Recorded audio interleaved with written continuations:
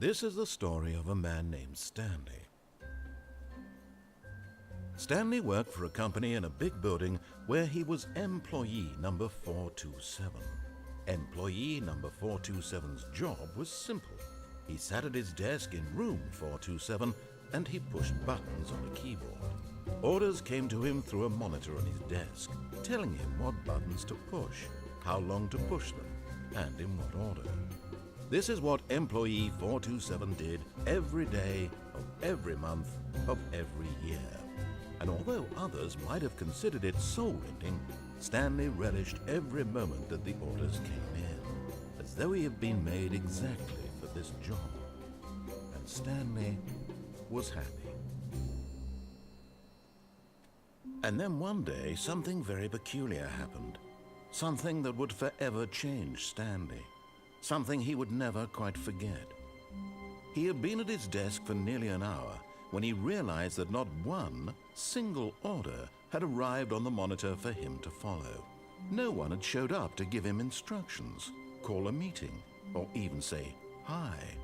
Never in all his years at the company had this happened, this complete isolation. Something was very clearly wrong. Shocked, frozen solid, Stanley found himself unable to move for the longest time.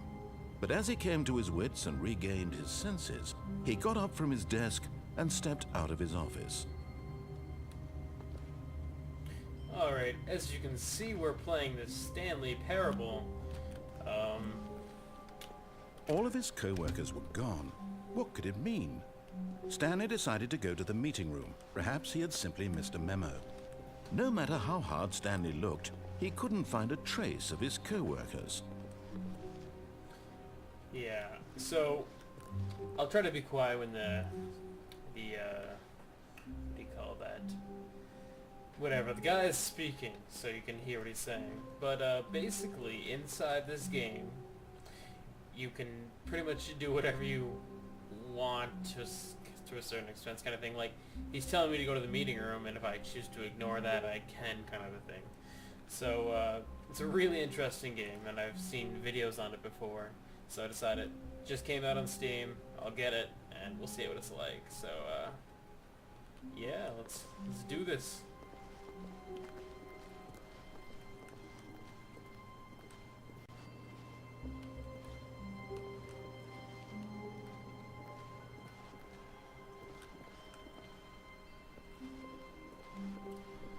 Alright. When Stanley came to a set of 2 open doors, he entered the door on his left. Now, you know I'm the rebel, so I'm gonna go to the right door. This was not the correct way to the meeting room, and Stanley knew it perfectly well. Perhaps he wanted to stop by the employee lounge first, just to admire it.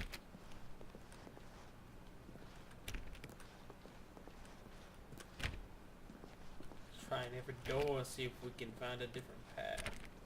But obviously, we cannot. Ah, yes, truly a room worth admiring. It had really been worth the detour after all, just to spend a few moments here in this immaculate, beautifully constructed room. Stanley simply stood here, drinking it all in. I ain't just gonna stand here. I ain't just gonna sit around and listen to what he tells me to do. Nah. Yes, really, really worth it being here in the room. A room so utterly captivating that even though all your co-workers have mysteriously vanished, here you sit looking at these chairs and some paintings. Really worth it. You can't tell me what to do. Yeah, I'll just do whatever I want. At this point, Stanley's obsession with this room bordered on creepy and reflected poorly on his overall personality. It's possible that this is why everyone left. Oh, so it's gonna be like that, is it? Mm-hmm. Yeah. We'll just go then. All right. Stanley sat around waiting for more dialogue, but when a long time had passed and there was no more, he decided that the game was trying to send him a message. Fine. But at last, he'd had enough of the amazing room and took the first open door on his left to get back to business. I ain't going... Yeah, maybe I will. I don't know.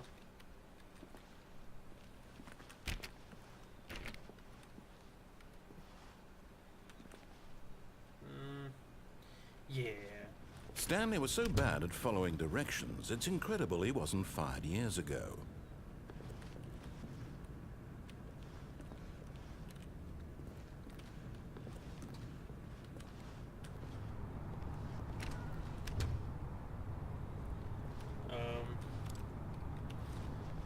That's a lot of boxes.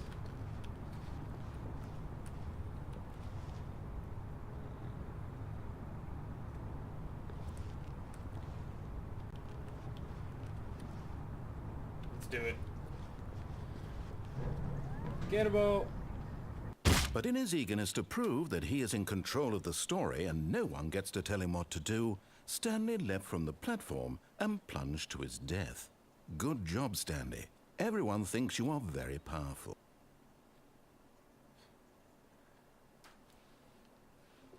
So, I guess that didn't work out very well. All of his co-workers were gone. We'll just What could go. it mean? Stanley decided to go to the meeting room. Perhaps he had simply missed a memo. I know what to do now.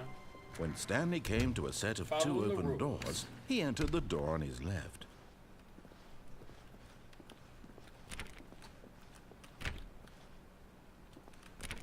Man, none of these doors open. That's just whack. Yet there was not a single person here either. Feeling a wave of disbelief, Stanley decided to go up to his boss's office, hoping he might find an answer there.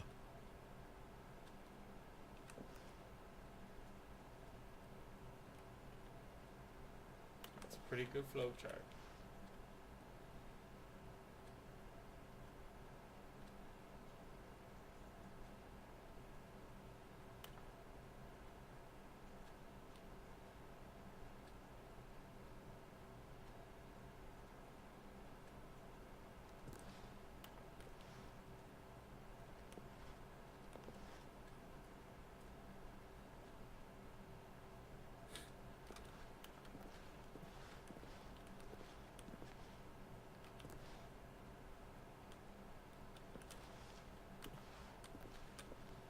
A lot of information in here.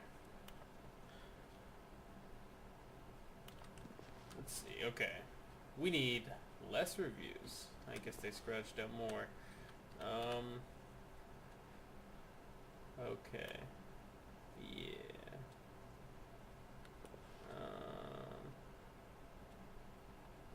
Let's just get out of here.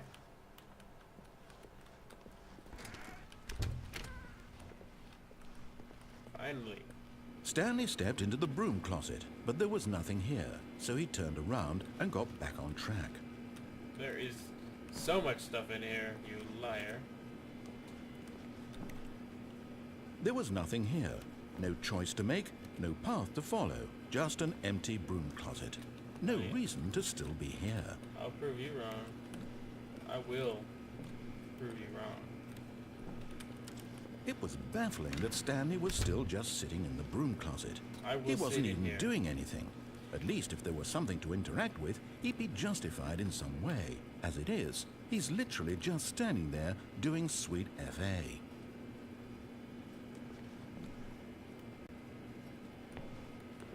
Are you really still in the broom closet? Oh yeah. Standing around doing nothing? Yes. Why? Please Because I offer me can. some explanation here. I'm genuinely confused. Because you gave me the choice. That's why, man. You don't know. You do realize there's no choice or anything in here, right? If I'd said Stanley walked past the broom closet, at least you would have had a reason for exploring it to find out. But it didn't even occur to me because literally this closet is of absolutely no significance to the story whatsoever. Oh, I I'll never prove would you have wrong. thought to mention it.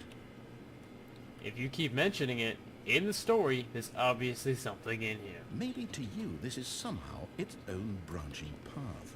Maybe when you go talk about this with your friends, you'll say, "Oh, did you get the broom closet ending? The broom closet ending was my favorite." I hope your friends find this concerning. That's exactly what I'm gonna do. Stanley was fat and ugly and really, really stupid. Oh. He probably only got the job because of a family connection. That's how stupid he is. Oh. That or with drug money. Also, Stanley is addicted to drugs and hookers. This is how it's gonna be, huh? This is how it's gonna be? Well, I've come to a very definite conclusion about what's going on right now. You're dead. You got to this broom closet, explored it a bit, and were just about to leave because there's nothing here, when a physical malady of some sort shut down your central nervous system and you collapsed on the keyboard. Well, in a situation like this, the responsible thing is to alert someone nearby so as to ensure that your body is taken care of before it begins to decompose. Hello? Anyone who happens to be nearby? The person at this computer is dead. He or she has fallen prey to any number of your countless human physiological vulnerabilities. It's indicative of the long-term sustainability of your species. Please remove their corpse from the area and instruct another human to take their place at the computer, making sure they understand basic first-person video game mechanics and filling them in on the history of narrative tropes in video gaming, so that the irony and insightful commentary of this game is not lost on them. All right, when you've done that, just step out into the hallway.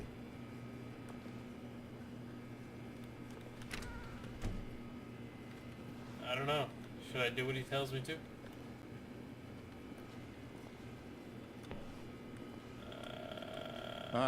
You too? Unbelievable. I'm at the mercy of an entire species of invalids. Perhaps there's a monkey nearby you can hand the controls to. A fish? Fungus? Look, you can hammer out the details. I'm not particularly picky. I'll just be waiting for when you're ready to pick up the story again. Fine, let's go. Coming to a staircase, Stanley walked upstairs to his boss's office. Looks a lot creepier down here.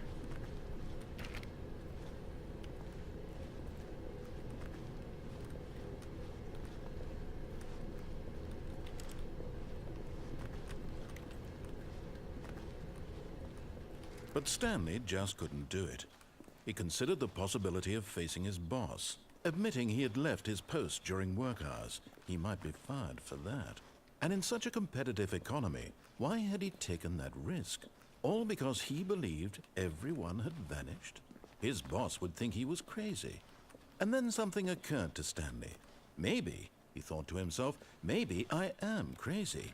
All of my co-workers blinking mysteriously out of existence in a single moment for no reason at all? None of it made any logical sense. And as Stanley pondered this, he began to make other strange observations. For example, why couldn't he see his feet when he looked down? Why did doors close automatically behind him wherever he went? And for that matter, these rooms were starting to look pretty familiar. Were they simply repeating? No, Stanley said to himself, this is all too strange. This can't be real. And at last, he came to the conclusion that had been on the tip of his tongue. He just hadn't found the words for it. I'm dreaming, he yelled. This is all a dream. Oh, what a relief Stanley felt to have finally found an answer, an explanation. His co-workers weren't actually gone. He wasn't going to lose his job. He wasn't crazy after all. And he thought to himself, I suppose I'll wake up soon. I'll have to go back to my boring real-life job pushing buttons. I may as well enjoy this while I'm still lucid. So, he imagined himself flying and began to gently float above the ground. Whoa. Then he imagined himself soaring through space on a magical starfield, and it too appeared. It was so much fun, and Stanley marveled that he had still not woken up. How was he remaining so lucid? And then perhaps the strangest question of them all entered Stanley's head. One he was amazed he hadn't asked himself sooner. Why is there a voice in my head dictating everything that I'm doing and thinking? Now the voice was describing itself being considered by Stanley, who found it particularly strange. I'm dreaming about a voice describing me, thinking about how it's describing my thoughts, he thought. And while he thought it all very odd and wondered if this voice spoke to all people in their dreams, the truth was that, of course, this was not a dream. How could it be? Was Stanley simply deceiving himself? Believing that if he's asleep, he doesn't have to take responsibility for himself? Stanley is as awake right now as he's ever been in his life. Now, hearing the voice speak these words was quite a shock to Stanley. After all, he knew for certain, beyond a doubt, that this was in fact a dream. Did the voice not see him float and make the magical stars just a moment ago? How else would the voice explain all that? This voice was a part of himself too. Surely, if he could just... He would prove it. He would prove that he was in control, that this was a dream. So he closed his eyes gently, and he invited himself to wake up. He felt the cool weight of the blanket on his skin, the press of the mattress on his back, the fresh air of a world outside this one. Let me wake up, he thought to himself. I'm through with this dream. I wish it to be over. Let me go back to my job. Let me continue pushing the buttons. Please, it's all I want. I want my apartment, and my wife, and my job. All I want is my life exactly the way it's always been. My life is normal. I am normal. Everything will be fine. I am okay.